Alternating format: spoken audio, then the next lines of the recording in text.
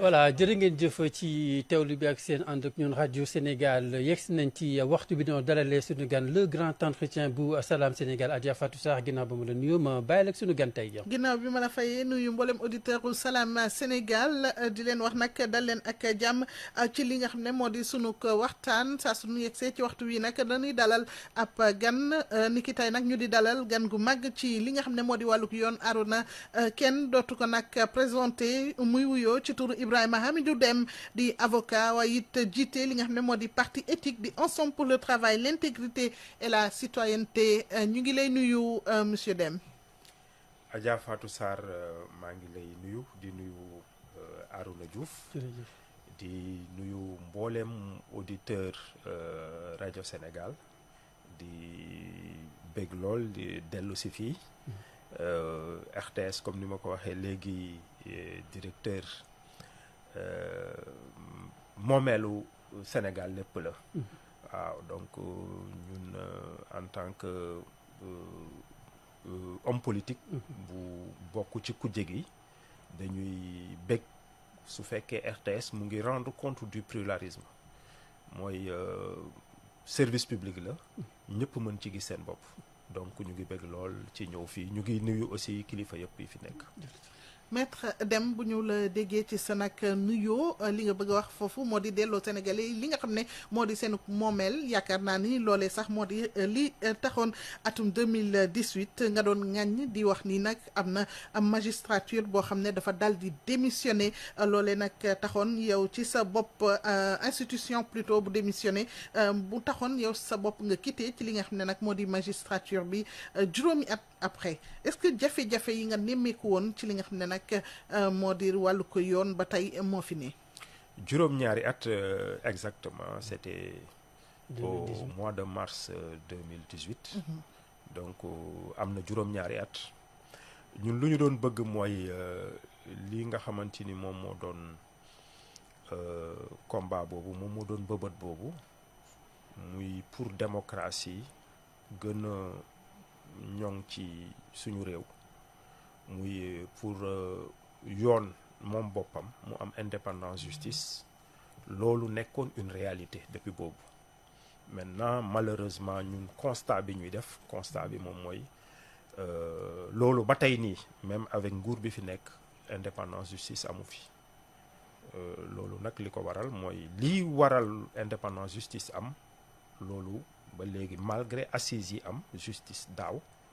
assises yooyu sax def nañ ko léegi mu ëpp fukki weer mais amul dara lu concret lu jóge ci assises yooyu lu changé ni du justice doon doxee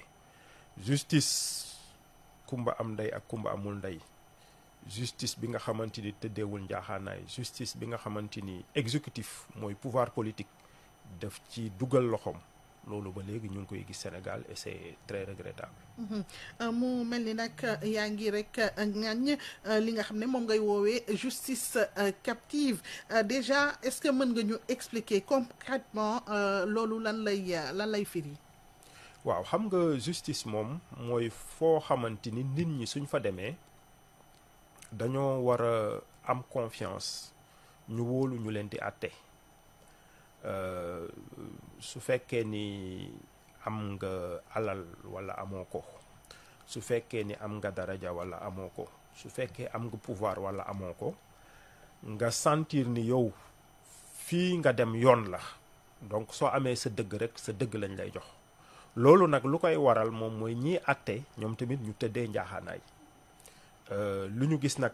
mooy politique ba léegi pouvoir politique dafa dugal loxoom ci yoon te lii waral loolu deñ ba léegi ci loolu la ñu liggéeyul mooy exactement conseil supérieur de la magistrature mooy fi ñuy tànnee magistrat yi fu ñuy décider seen carrière foofu exécutif génne fa loxoom walla mu bañ fa am doole bi mu fa am parce que magistrat yi su fekkee ni ñi leen di tànn ba léegi autorité politique bi la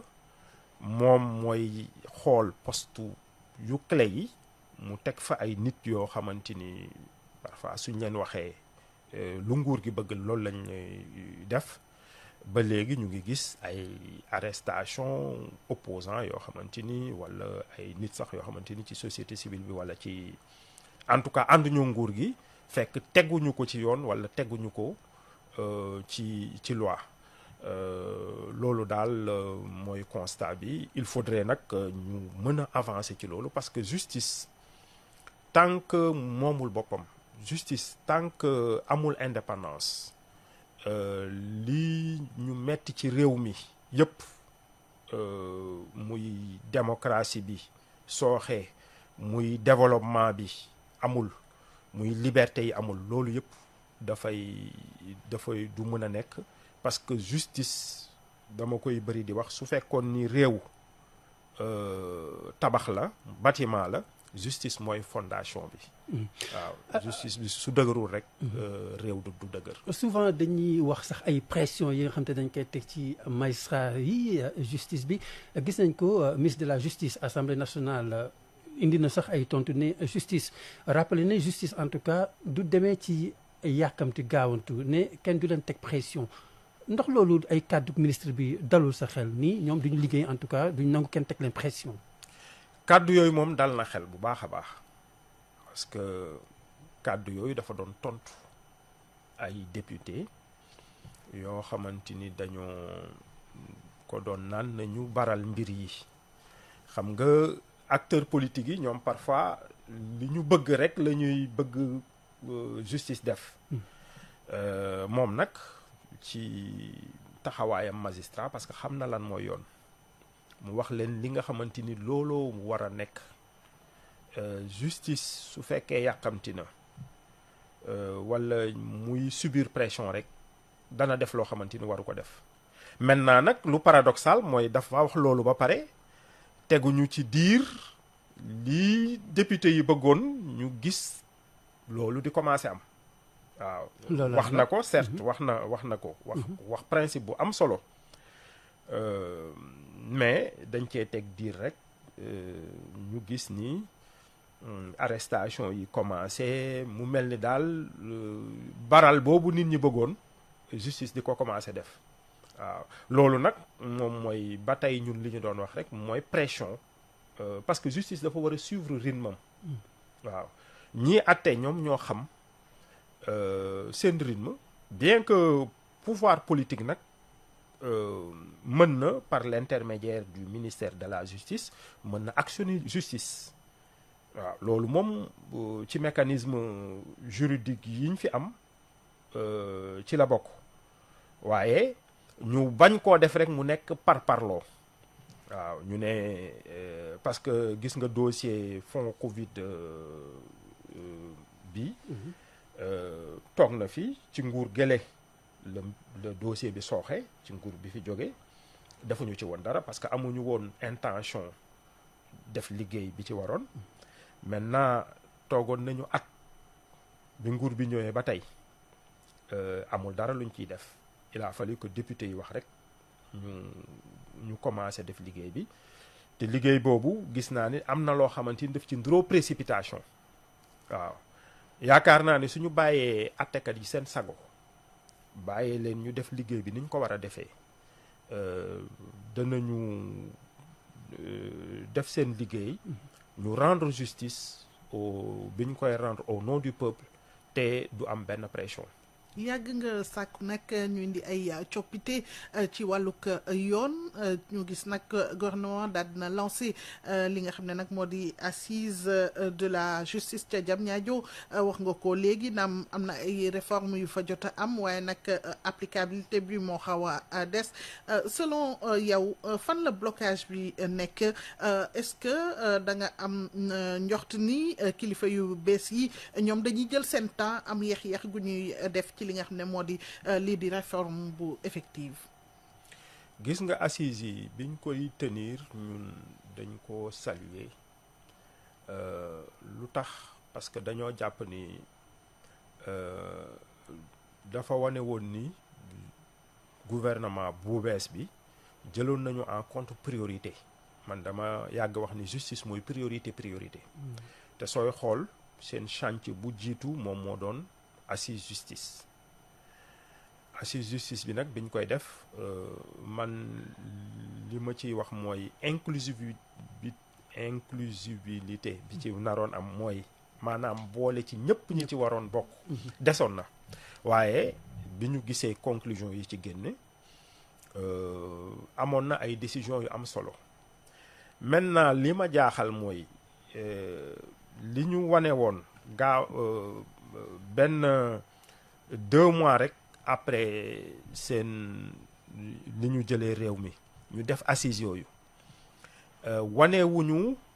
vraiment gaawantu boobu pour appliquer réforme yi parce que président de la république jot na conclusion yi depuis juin ak léegi pratiquement mën na fukki weer wanewuñu nag ni loolu daal priorité bi ñu wane woon début bi méngale wuñu ko bi ñu jotee conclusion yi parce que am na ci ay décisions yoo xamante ni moom président de la république wax na ko jarul benn budget amul ay répercussions sur le plan financier ak yooyu waroon nañ ko mën a adopter lu mu gën a gaawee d'autant plus que amoon nañu majorité assemblée nationale depuis 6 mois waaye daal dafa mel ni daal li ñu doon critiquer avant moo am mooy nit ñi dañoo am benn ay taxawaay soo nekkee opposant mais soo demee ba nga nekk ci nguur nga am beneen réalisme politique waaw. parce que justice enjeu la parce que xam nga justice dañ koy jàppee enjeu ñëpp ñu nekk ci nguur dañuy jàppee ni justice mën ko téye enjeu la waaw téye ko mooy mën a téye say opposant mooy mën a téye ñeneen mën a dalal réew mi mais loolu méngoowul ak dëgg waaw justice daal bàyyi ko mu àtte dëgg réew mi ñu teg ko ci dëgg looloo waroon am parce que yenn mesures yi par rapport ak li ñëpp d'accordoon mooy yenn arrestation yoo xamante ni ci politique lañ ko teg mooy article 139 du code de procédure pénale buy permettre procureur su fekkee benn infraction politique la wala li ñuy waxee diffusion de fausses nouvelles mën na la topp te tant que moom mu ngi bëgg nga rester kaso da ngay des ci kaso bi yooyu ñëpp dañoo d'accordoon ni loolu dañ ko war a dindi ci suñu arsenal juridique gis nañu ni ñi fi nekk ñoom loolu la ñu yàgg critiquer bi ñuy nekk opposition mais ñëw nañu jël ko def ko arme contre des opposants ak ñeneen sax ñoo xamante ni ñu ngi ci espace public bi donc daal en tout cas mbir yi volonté politique moo ci am solo volonté politique ba léegi amul mooy wane ni ñun li ñu waxoon dañu koy fësal dañu koy appliquer mooy réforme justice am na yenn pratiques yoo xamante ni c'était des pratiques attentatoires aux libertés dafay war a dañ conseil supérieur waroon nañ ko tijji président de la république moom ci programme am ne woon na day génn conseil supérieur de la magistrature. justement ci conseil boobu waxoon na ko mais également bu muy taseeg taskati xibaar yi nee na bu mu demee ci benn ndaje gis na leen daa mel ni unanimité amagul ndax loolu également xel waru ko mën a nangu. xam nga di sàmm say kaddu di respecter say promesses mooy enjeu bu ëpp solo. Arouna Diouf ñun ci suñu gouvernance dafay am waxu pour jot nguur opposant ak wax soo yoree nguur loolu nag mooy suñu problème Sénégal problème bu mag bu ñu gën a am mooy ñii ñuy jiite nañu respecter seeni engagement bi dafa leeroon naññ moom moo doon man su ma nekkee suñu gañee élection yi conseil supérieur de la magistrature président de la république bañ ko présider loolu seen engagement la woon mu leer nañ muy non seulement seen programme bii la bokk mais ñoom ci bi ñu nekkee opposition yàgg nañ ko wax muy président muy premier ministre donc loolu su fekkee ni dañoo bàyyi xel ni respect parole priorité la ci lu war a changer ci Sénégal la loolu dañ ko waroon a respecter mais nga ñëw ba yegg si naan man de magistrat yi nee nañu ni ñoom bëggoon nañu ma rester kii bëgg na ma rester yaakaar naa ni loolu du lu waroon a nekk en tout cas aussi bien la société civile que ñoom seen bopp que toutes les forces vives ñoom dañoo ne woon ni que le président de la République dafa war a génn conseil supérieur de la magistrature. yaakaar naa ne waroon nañu respecter loolu au moins. yaa ngi ko doon wax léegi ci say kaddu li di wàllug reddition des comptes mu doon loo xam ne nag actualité la waaye ci li nga xam ne moo di liggéey bi nga xam ne nag pôle judiciaire financier amal na ko gis nañ ci ay résultats yu ci mel ni nag ay montants yoo xam ne daal nañ koy consigner waaye it am na ay arrestations yu ci toftalu alors ban regard ngay porté ci li nga xam ne nag moo di liggéey boobu pôle judiciaire financier di amal jamono ji. gis nga reddition des comptes impératif la surtout suñu réew yi nga xamante ni suñuy alal amuñu doole réew yoo xamante ni ñu ngi en voie de développement donc lépp priorité la suñu toogee réew lépp nekk priorité paj mi yeggul fépp éducation accessible ci ñëpp ndox da ngay gis ndox eau potable sax accessible ci ñëpp population yi léegi maa ngi doon dégg benn reportage ci Matam soo demee ci Dande Maayo bi des na liggéey bu bari bu ñu war a def ci désenclavement muy foofu Dande Maayo muy côté Tamba côté Casamance ak yooyu nga gis ñu ñëw am privilège jiite réew ñu jox leen ay responsabilités jox leen ay conditions yu baax jox leen ay salaires yu baax ñu teg ci di luubal di détourner suñu alal ñooñu yoon daf ci war a def liggéeyam bokkoon naa ci bi ma nekkee candidat à l'élection présidentielle dama ne woon les infractions économiques et financières détournement yi su yeggee yenn montagne dañ ko war a criminaliser parce que da ngay gis ku ñu ne la luubal na ay milliards ñu daan ko juróomi at wala juróom benn at loolu yaakaar naa ni lu ñu war a changer la war nañu sévère bu baax a baax ci répression des infractions économiques et financières mu am exemplarité sooy xool réewu tugal yi foofu mënoo fa gis sax ku fa mën a détourner ay yenn somme yi c'est pas parce que ñoom dañ ñoo gën a jub mais dafa am ay mécanismes dafa am exemplarité foofu ku fa luubal alal pratiquement sa carrière yàqu na exemplarité boobu dañ ko war a am maintenant aussi mettre l'accent sur la prévention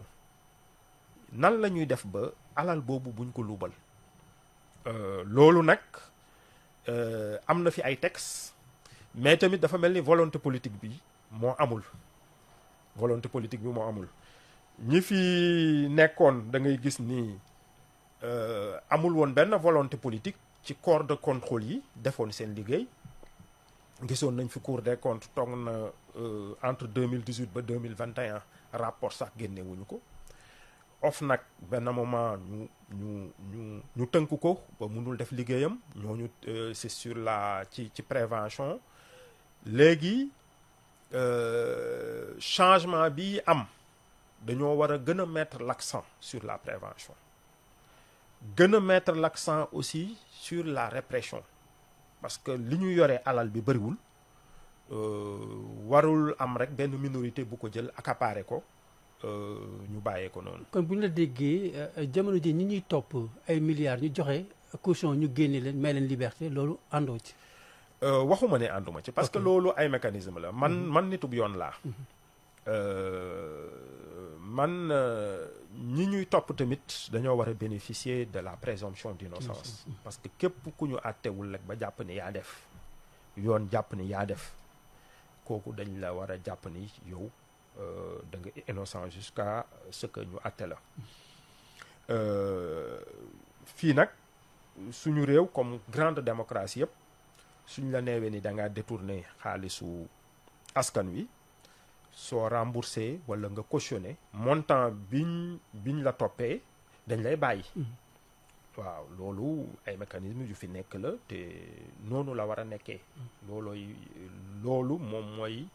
objectif bi. soo xoolee la convention des Nations Unies contre la corruption tamit loolu la demandé état yi. voilà nañu jéem a def seen kéemtalaay kattan ba état mën a jotaat alal bi ñu jël. maintenant ñi nga xamante ni aussi ñoo détourné am na benn terme bu benn italien bu bokk ci ñi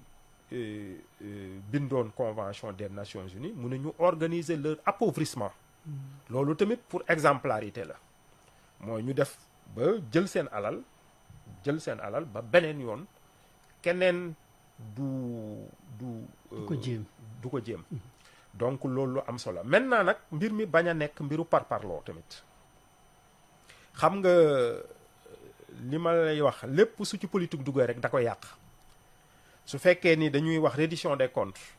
xam nga waxoon nañ ko 2012 tamit amoon na mais mu nekk reddition des comptes boo xam ne dañ ko ciblé dañ ko politiser dafa am xàjj ak seen loolu su ci amee rek da koy yàq waaw dañoo war a def une justice boo xamante ni impartial qui s'exerce à l'égard de toutes les personnes képp ku jël suñu fistine suñu dërëm mu ànd ak mu def transhumance ànd ak ñoom ànd ak nguur gi fi nekk wala bëgg ñëw ci moom ñëpp ñu teg leen ci yoon te ñoom tamit ñi fi nekk wane ni ñun de li ñuy wax ñun suñu bopp lañ ko tàmbalee te loolu aussi xel mu ngi ciy tey am na ay dossiers yu fi am ay coow yu fi am ci ONAS ci agence de l'électrification rurale ak yooyu yaakaar naa ni nguur bi fi nekk dañoo waroon teel a communiquer ci loolu leeral ko wane ni ñun dey ñun ñi nga xamante ni ñu ngi wax jubal jubanti ñun képp ku def suñu biir yow la ñuy gën a sax sévère que ñeneen ñi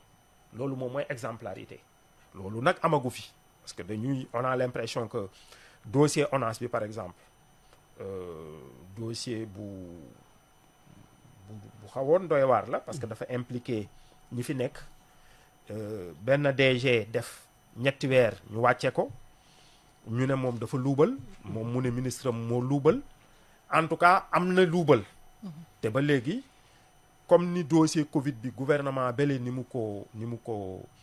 yoree woon moom la ñu jàpp ni dossier ONAS bi aussi gouvernement bi noonu la ko def moom mooy suñuy nit lañu donc ñun nañu jéem a rek xool dossier bi nuñ koy defee ba mu ba daal ñu régler ko à l'amiable en tout cas sanction bi du rek jëlee nit koo xam ne dañ ko ne dafa luubal sanction bi warul nekk rek jëlee ko postam dañuy nit koo xamante ni luubal na dañ ko war a traduire en justice ñu àtte ko ba yoon wax ci li mu ci war a wax. bu ñu déggee sa position ku luubal nañ la àtte waaye it ku def ñaawteef itam nañ la teg ci yoon est-ce que da ngay partager avis ki nga xam ne nag moo di député bii di Guy Marius Sagna moom mi nga xam ne taxaw na ci penc ndaw réew mi wax ni nag ki nga xam ne moo doonoon njiitu réew mi Macky Sall dafa def haute trahison dañu ko war a nag àtte. waaw gis nga mbirub haute trahison boobu mbirub war a àtte président de la république li ma ciy njëkk a wax mooy principe bi ma gëm mooy amul kenn ku war a nekk ci réew ku nekk au-dessus de la loi ku ñu warut a àtte ñu war a gën a sévère sax mooy ñi nga xamante ni jox nañ leen lépp jox leen ñu jiite réew amul lenn lu leen réew mi desal jox leen avion jox leen budget jox leen ay fonds politique ak lépp ñooñu su fekkee ni am na lu ñu def lu jaarul yoon dañ leen war a àtte maintenant àtte boobu après l'exercice de ces fonctions la mën a nekk maintenant loolu le principe la mais leneen li moom mooy aussi la légalité lépp lu ñu def dañ ko war a teg ci yoon lépp lu ñuy def xam nga sànq ñu ngi wax mbirub ñi nga xamante ni ñoom ñooy remboursé ak yooyu dama ne loolu mécanisme la yoon loolu la prévoir voilà am na tamit yoon lu mu prévoir pour un président de la République man question boo xamante ni yàggoon naa ko gëstu parce que dama mës a ne waaw lu tax kuy jiite réew ëpp responsabilité mën a yàqal réew mi yenn yàq yi lu tax pratiquement ci yoon amul ay mécanisme pour mun ko topp fii nag am na ay jafe-jafe yu mag jàpp naa ni le député Guy Marius Sagna dafa am un peu de précipitation parce que liñ ko toppee sax loolu mënul nekk haute trahison liñ ko toppee ay mbiru xaalis ak yooyu loolu méngoowul ak haute trahison parce que nit tamit soo koy topp na nga ko toppee lii nga xamante ni war nañ ko ci mën a atte leneen li moom mooy haute trahison mu ngi ci suñu constitution mais soo xoolee ni ñuy àttee président musuñu fi àttee président de la République donc amul jurisprudence définiruñu sax lan mooy haute trahison leneen li mooy amul sax peine man yàgg naa wër te dafa am élément légal bu am solo mooy nit ki soo koy àtte tamit na fekk ni danañuy wax lii ñii lañ koy daanee loolu yëpp amu fi donc benn vide juridique moo fi am boo xamante ni yaakaar naa ni war nañ ci gëstu waxtaan ci ba suba ak jàmm ñu xam ne personne ne doit être au-dessus de la loi amul kenn daal ku fi nekk koo xamante ni Sénégal fii lay nekk surtout ñu jox la yenn responsabilité ba doo mën a war a rendre compte suba ak jàmm. bala ñoo jàll ci version française ñu laaj la rek tuuti ci li nga xam ne nag moo di ndaje bi nga xam ne nag njiitu réew mi daal na koy convoqué ñi lii di force vive de la nation mu di waxtaan boo xam ne nag daañu ko amal 28 mai bi ñu dëgmal est-ce que sa parti bi nga xam ne nag moo di éthique dina bokk ci ndaje boobu la. xam nga daje yi ñu fi organiser yëpp day am ay jafe-jafe président Macky Sall amoon na ay daje yu bari yu mu fi def ci surtout dernier mandat am ñun bi ñu nekkee ci langue politique bi amul benn bu ñu dem du ni ñun jàpp ñu ni waruñu waxtaan démocratie parce que démocratie noonu la war a respirer mooy acteurs yi di gisee sur des questions d'intérêt national ñu mën ci waxtaan parce que dafa am benn moment boo xamante ni nit ñi war nañu nekk ci kujje gi beneen moment ñu xool intérêt réew mi ñu xool aussi nan la ñuy def ba jël yenn décision pour renforcer suñu démocratie donc ñun mbiru dialogue lu am solo la ci démocratie maintenant dafay am ay conditions préalables yi mooy rapport de confiance maanaam nan la ñuy def ba nit ñi opposition bi mën a jàppee ni mbir mi du mbiru faire valoir rek nguur gi daal ñun daf ñu soxla rek parce que am na lu mu nar parce que dialogue Macky Sall yu bëri soo gisee am na lu muy bëgg rek ñoo ne kaay leen dialogue pour mu nekk faire valoir waaw mu utiliser ko rek pour am na une idée derrière donc loolu confiance xam nga dialogue lu ciy jiitu mooy li ñuy waxtaanee ñu déggoo ko cette démarche inclusive là nga ne ñun de war nañu waxtaanee suñu démocratie war a waxtaanee suñu réew pour mbiri jëm kanam léegi sujet yi d'abord lan la. mais mooy terme de référence yi. terme de référence nañ leen ko. sujet à débattre yi non. En fait man terme de référence yi dama ko gis ci ñeneen. ñun moom suñu parti jotaguñu. mais sujet à débattre yi yan la loolu sax dañ cee waroon déggoo avant mais lan mooy objectif yi ñu war a atteindre débat dialogue bi suñ ko defee après pour lan la loolu tamit ñu d'accord ci maintenant gis nga su fekkee tamit acteurs politiques yi respecté wuñu seen diggante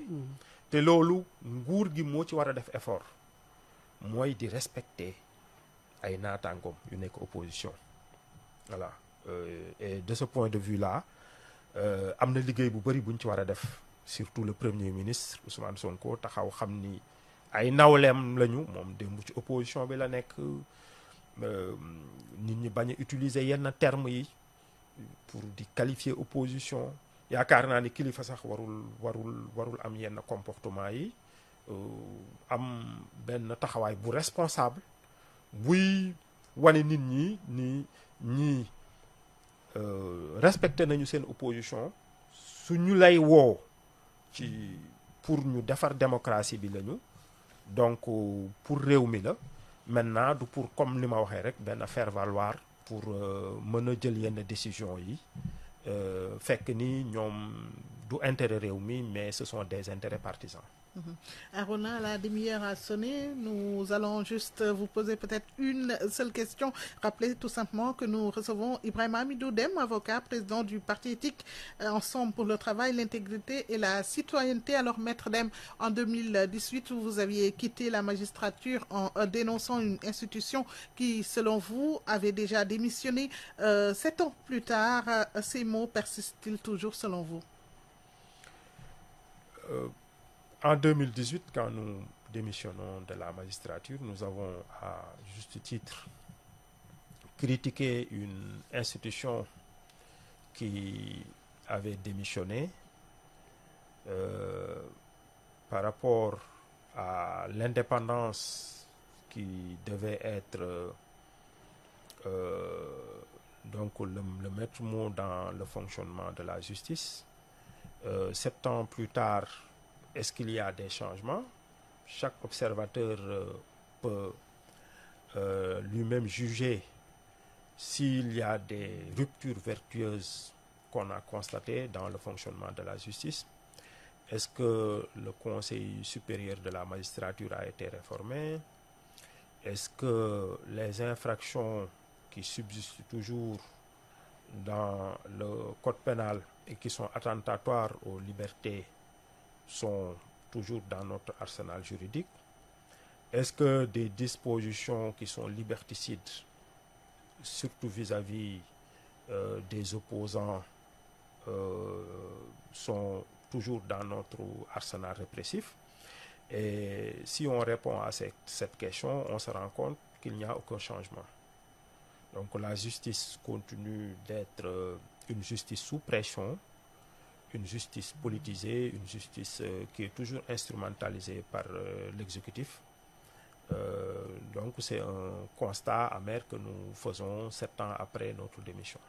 Le chef de l'État a convoqué les forces vives de la nation à un dialogue national le 28 mai prochain. Votre parti éthique y prendra-t-il part? Nous ne pouvons pas répondre à cette question pour le moment. En tout cas, les préalables nécessaires ne semblent pas avoir été effectués. Je veux dire exactement pour un dialogue inclusif, un dialogue qui sera de nature à renforcer notre démocratie et la paix sociale. Il faut des préalables. Il faut d'une part que les objectifs soient discutés de manière inclusive. Il faut que d'autre part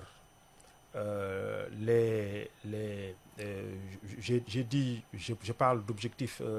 avant les objectifs, ce sont les termes de référence soient discutés et les objectifs à atteindre aussi soient discutés avant les dialogues. Mais malheureusement, nous rendons compte que le gouvernement a déjà ficelé les termes de référence et l'inclusivité, j'ai un peu de problème. Donc ce dialogue, le caractère inclusif du dialogue peut ne malheureusement pas être effectif, alors qu'un dialogue national doit impliquer aussi bien les acteurs politiques, la société civile, mais aussi les autres forces vives de la nation. En tout cas, nous sommes convaincus qu'une démocratie comme le Sénégal, qui est mûre, nous sommes une démocratie mûre. Cette démocratie doit respirer par le dialogue,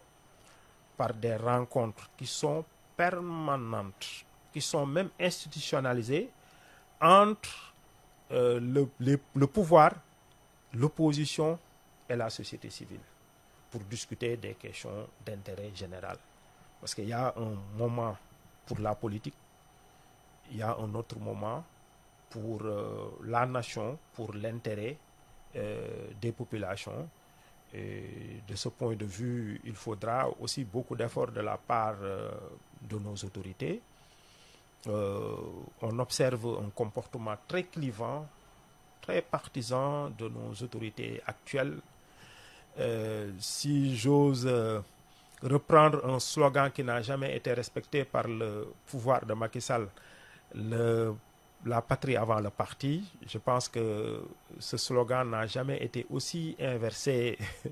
qu'actuellement. On met trop les intérêts partisans, on met trop le parti avant la patrie ou avant les intérêts nationaux. Maître Ibrahima Hamidou Dème, merci d'avoir répondu à l'invitation de Salam Sénégal. C'est moi qui vous remercie. C'est un grand plaisir. Merci beaucoup. Merci Arona. Merci Adja. Merci donc notre invité ce matin, Ibrahima Hamidou Dème, avocat président du parti éthique Ensemble pour le travail, l'intégrité et la citoyenneté. Salam Sénégal revient demain, Inch'Allah. Salam alaikum Sénégal ngi maaleykum salaam Sénégal ngi nanga def sawa Sénégal ngi maa ngi fi c'est ça Sénégal ngi